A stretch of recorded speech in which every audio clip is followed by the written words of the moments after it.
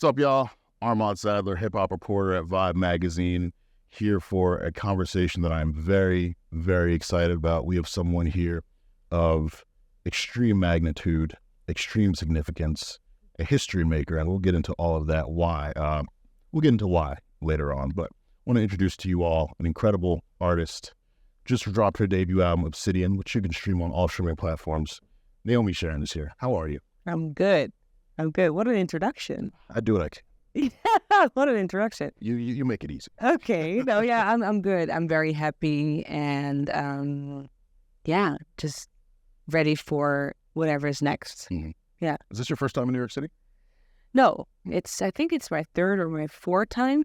Yeah, but I like it here. It kind of, it's big, but it kind of reminds me of my own hometown city in Rotterdam. So we have like a smaller version. Sure. How much have you been able to explore the city? Like you mentioned you're a foodie off camera.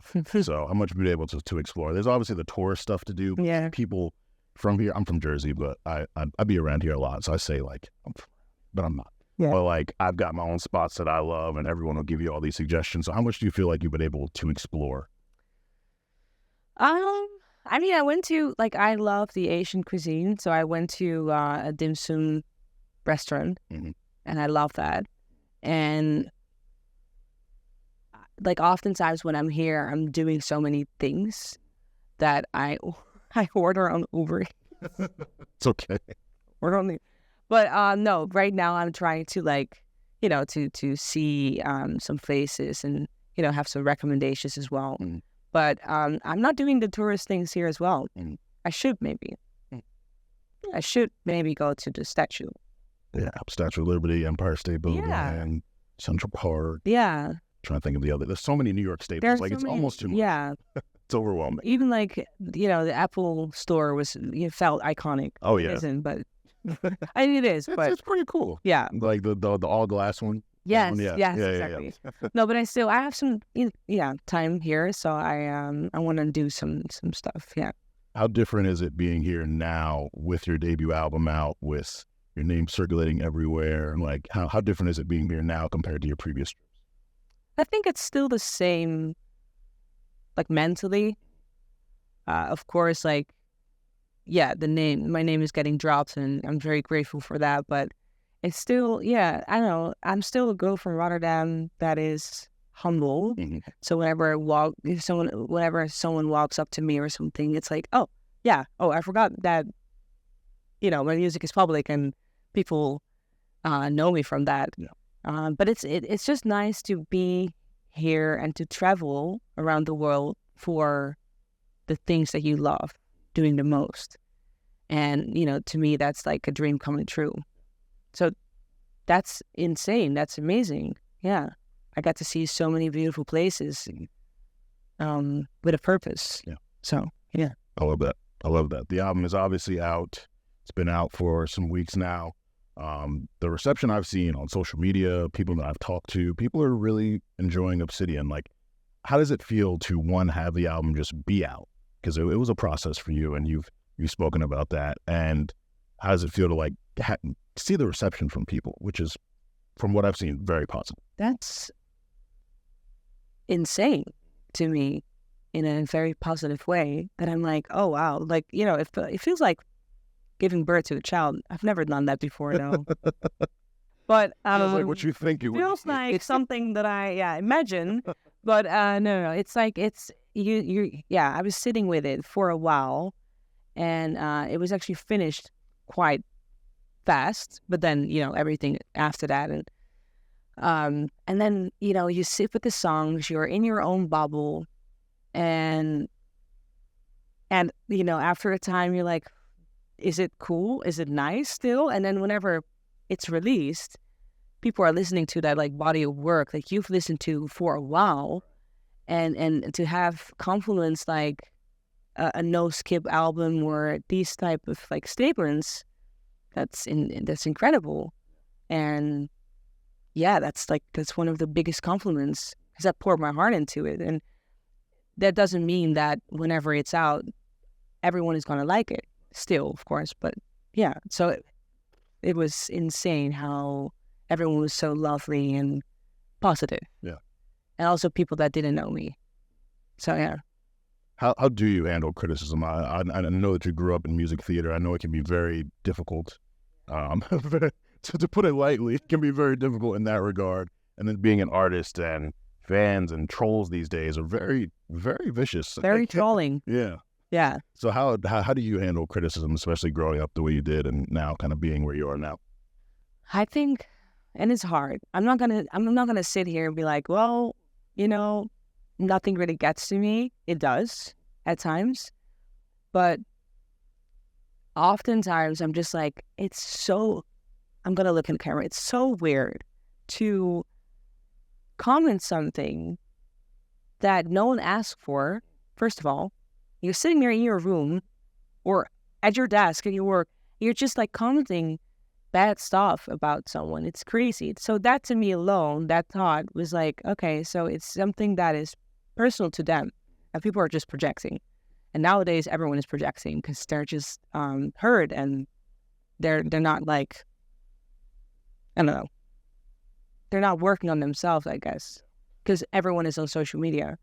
So with that being said, sometimes I'm just like, how do you say that? Like, just thinking about that and not taking it personal and just being like, okay, this is sad for you, and not in like a disrespectful way, but just like, okay, you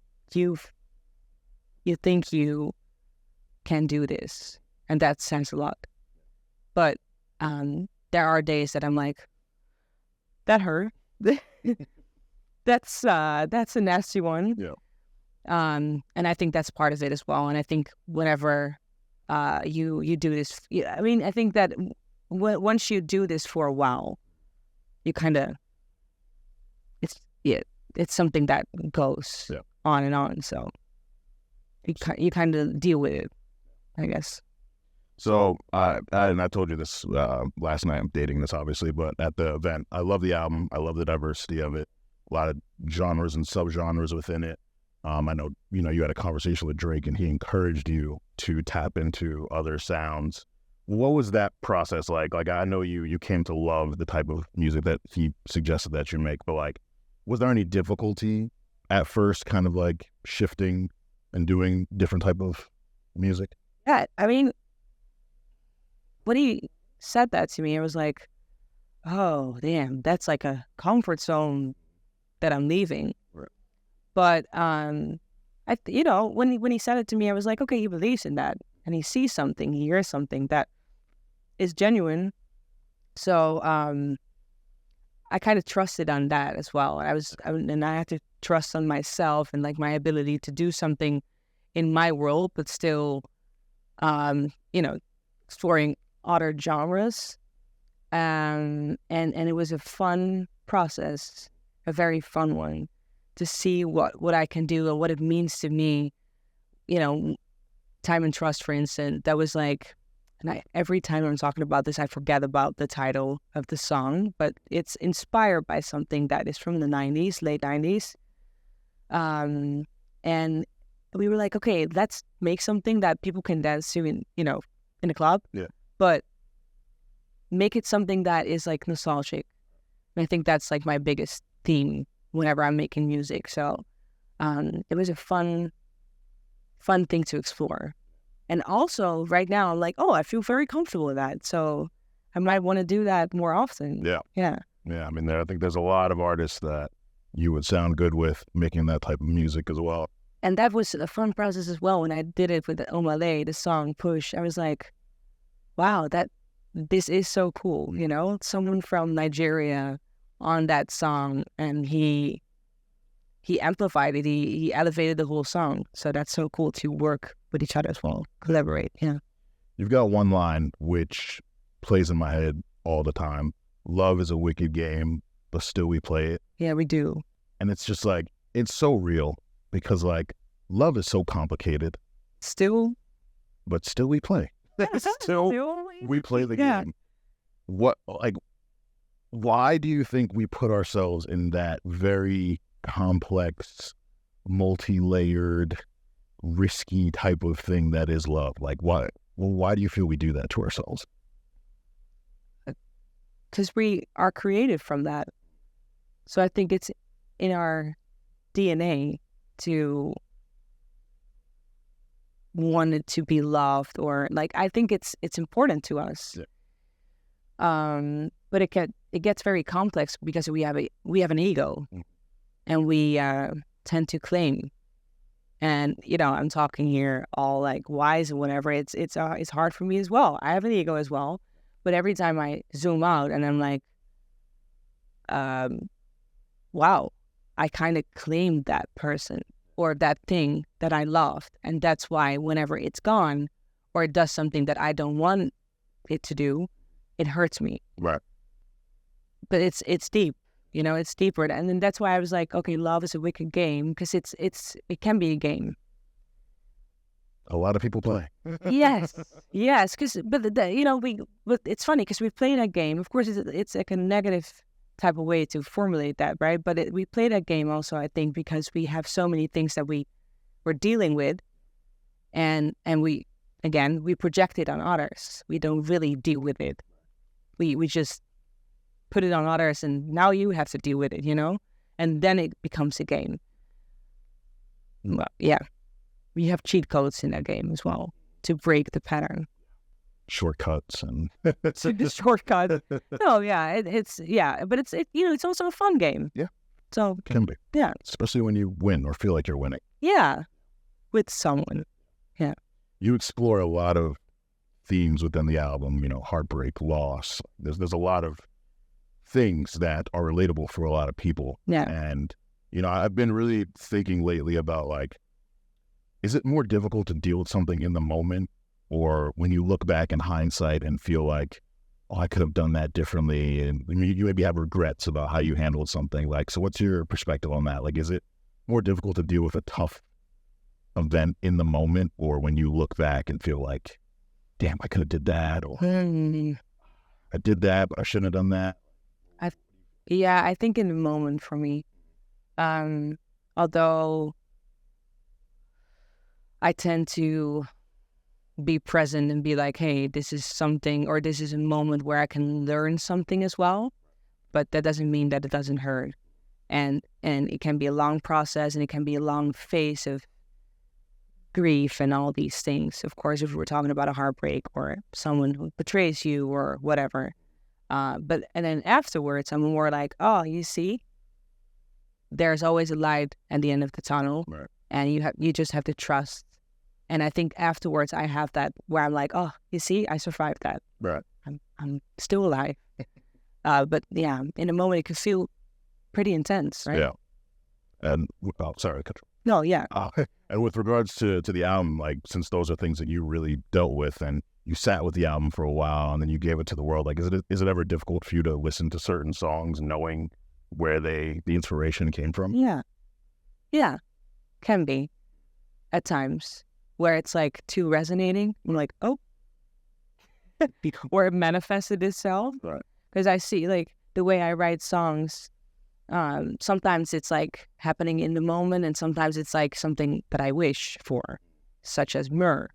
It was happening in a moment. I got my heart broken, but I still wished for that, like, positive love and something that I desire, but also that I deserve. Right. And then, yeah, you kind of, I believe in that. You put energy into that, so you kind of attract that and manifest that. And that sometimes it's like a diary. When I look back at it, I'm like, oh, that's some shadow work. Like, we're living in that thing right now. Yeah, sometimes it can be very confronting, because I'm talking about something that is truthful and that I've experienced myself. Yeah. And the way that I put that into, like, lyrics, the way that I translate that goes very deep and is very vulnerable and honest.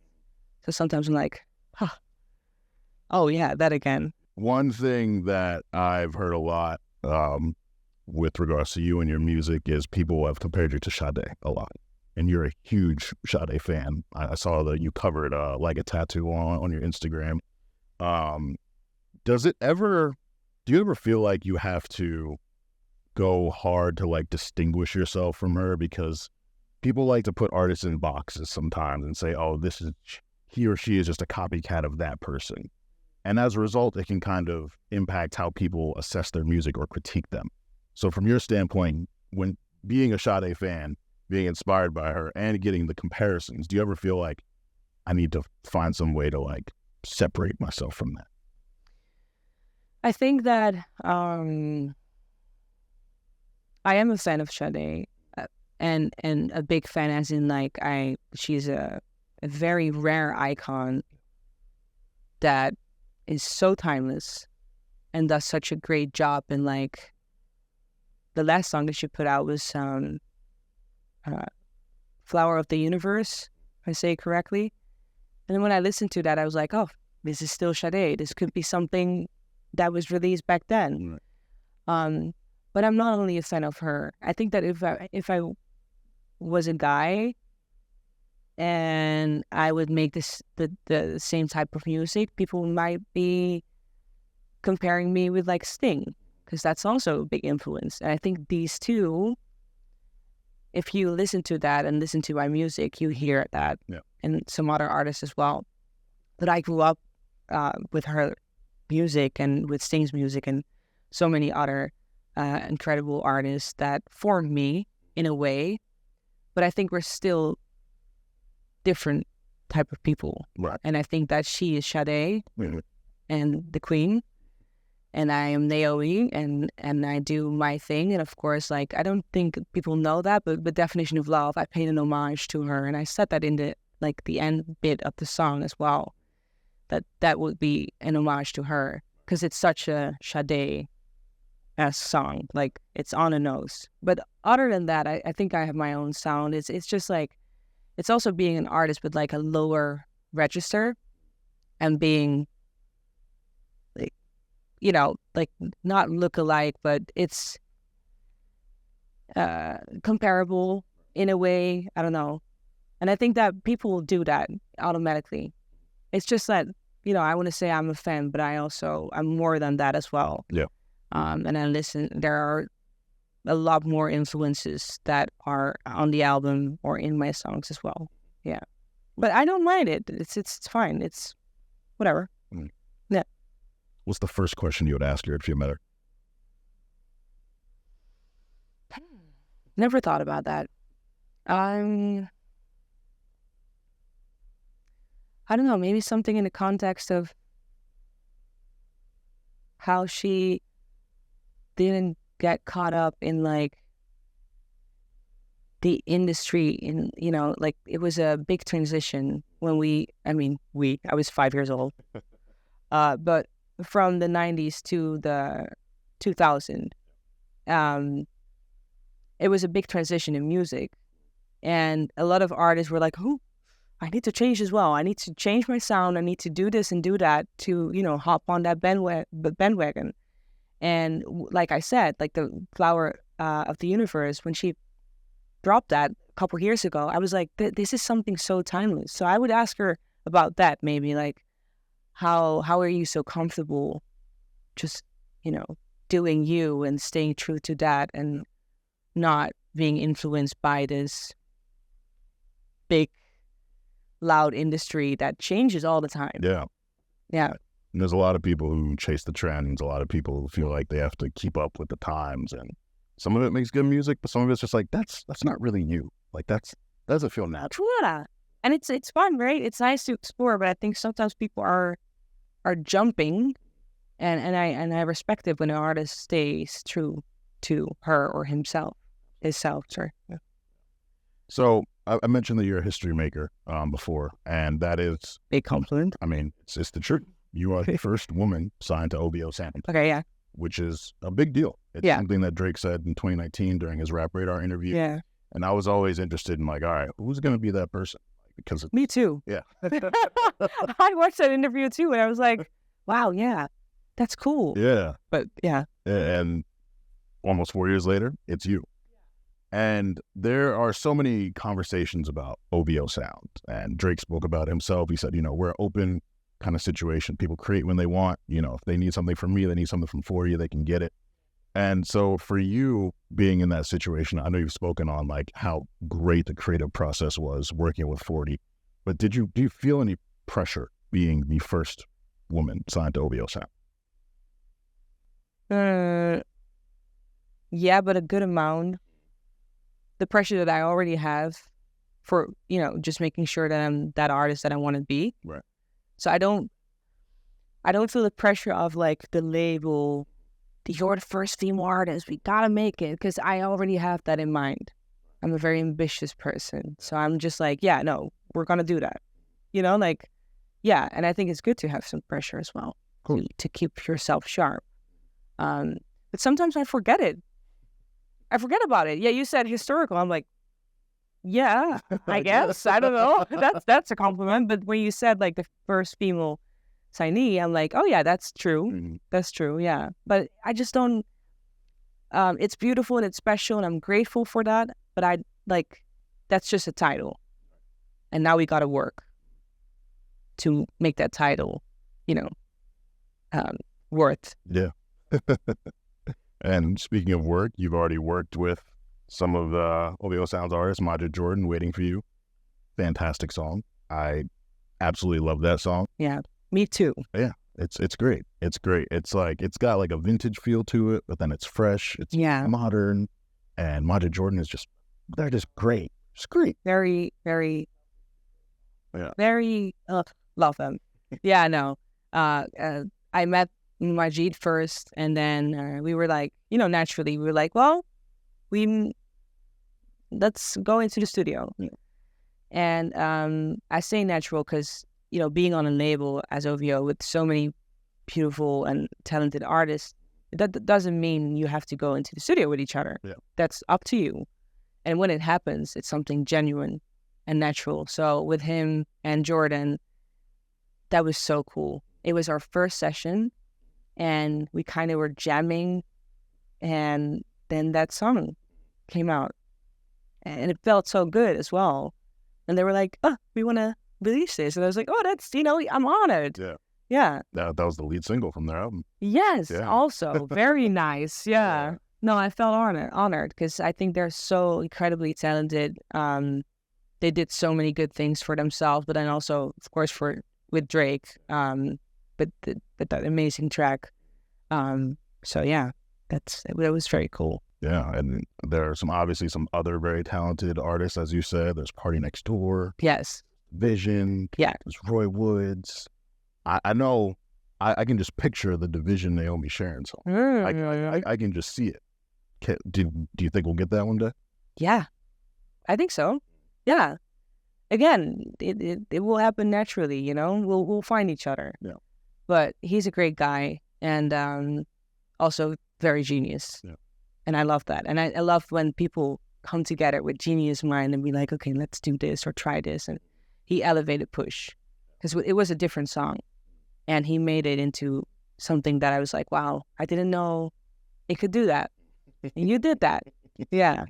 I know in a previous interview, you talked about how some artists that you're currently listening to, Drake, obviously, like who doesn't listen to Drake, But Snow Allegra, who was amazing. Yeba, who was also amazing. It's funny how all three of them are connected too. But I wanted to ask you, and this might be a tough question for you, or you might know. I'm interested. Your top 5 Drake songs. Okay.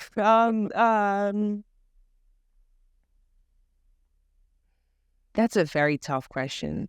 Mm-hmm. But I can give you mine first, and then maybe that'll inspire you. No cheat. Oh, actually, no, I don't have to cheat. I don't have to cheat. Don't expose me like that. Like every single track on Honestly Nevermind is like my favorite, and then I have like Passion Fruit, who is absolute favorite Drake song. But that's also like kind of like a bridge to Honestly Nevermind. Mm-hmm. So I don't really have a top 5. It's just like it's that type of music that he does, and then of course like Knife Talk is my life anthem. I'm not a gangster, but sometimes I imagine myself being that, and then I'm like, I'm Knife Talk. That's my live. Spoiler alert. I think it does. A very good track. Yeah. Damn. I saw it live as well, and I was like, especially when him and Drake and 21 are together. Yes. Okay, so it's like the top 5 is like the whole album was obviously Nevermind, and then Passion Fruit on 2, Knife Talk on 1. I like that. To the rest of it, yeah. It's weird, right? No. It's like an interpretation of your question. No, it's cool. I'll allow it. I'll allow it because Honestly Nevermind was like 14 songs long, so you technically gave me a top 16. Right. For free. Yeah. Well, I love your thoughts on that album because I think a lot of people, their favorite artists, they get something from them and they want that. Yeah. And they only want that. And anytime their favorite artist tries something different, people are so immediately like rejecting of something new. Especially in this era. It's trolling, I can tweet my opinion and people will engage with it type of era. Like people just immediately reject new things. You as an artist, like especially having tried new things on your album, like how does that make you feel? Like let's say one day you get inspired and you want to make like, I don't even know the genre. Opera. Like how I guess you can't speak for how you would feel in that moment when it happens, but like it would probably suck if people were like, no, like I'm immediately just the whole opera scene is like, maybe not, Naomi. It's not about them. It's about them, but it's not about them. Like it's, first of all, music comes from emotion, passion. It's a spiritual thing. We talked about it. Yeah. So I would be so unhappy if I would only make music for people, other people, than myself. You know, it starts with yourself. Even Drake started somewhere in his room maybe, or in the studio where he was like, oh my God, this is so nice, or I want to try this and do, you know, like, and he did that for himself. Of course, with like the thought of, oh, people are going to like this, yes or no, but that's second, like that, of course, that's part of the business, but it needs to start with, it's like self-love. Or you asked me that beautiful question about like the definition of love. What is your definition of love? Well, my definition of love is loving myself first. So same with music. I make the music for myself first. And of course, if I want to make it, then I have to, you know, try some new ingredients in the formula. But it has to be something that I can do and I can perform. And I think that Drake is a great example, big example with that. Being said, because he is a genius. He tries new stuff and he also inspires people to do that. Yeah. So they're like, you know, they can talk shit, but in like 2 weeks, yes, they're like, oh, it's actually very nice and it's not, yeah. So whatever. Of course, it matters to a certain point because you gotta sell things as well, but I think he does, so who cares? Yeah. So with Obsidian, you're obviously happy with the body of work you put out, the concepts that you touched on, the reception. Is there anything when you listen to it that you feel like, all right, Naomi, next album, next song even, I want to improve on this? Is there anything you identify that you feel you can improve on as an artist? Always. Vocally, not to bash myself or something, but vocally, there's always, you know, room for improvement. Right. Or like the way you tell a story, or I have this one song that wasn't on the album, and it's a ballad, and I'm like, I was so focused on, let's tap into that other type of genre and like make things up tempo and whatever. But then I also kind of forgot that the ballads and like the acoustic things are things that I love. And so when I made Regardless, which came much later on the album, it was like a bonus thing. I was like, oh my God, yeah, because I had Myrrh. But then Regardless was like such an acoustic, minimalistic track.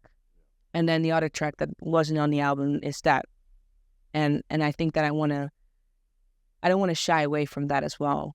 Like, it's cool to explore and whatever, but it's also good to, kind of stick with what you're doing best and try to, evolve in that.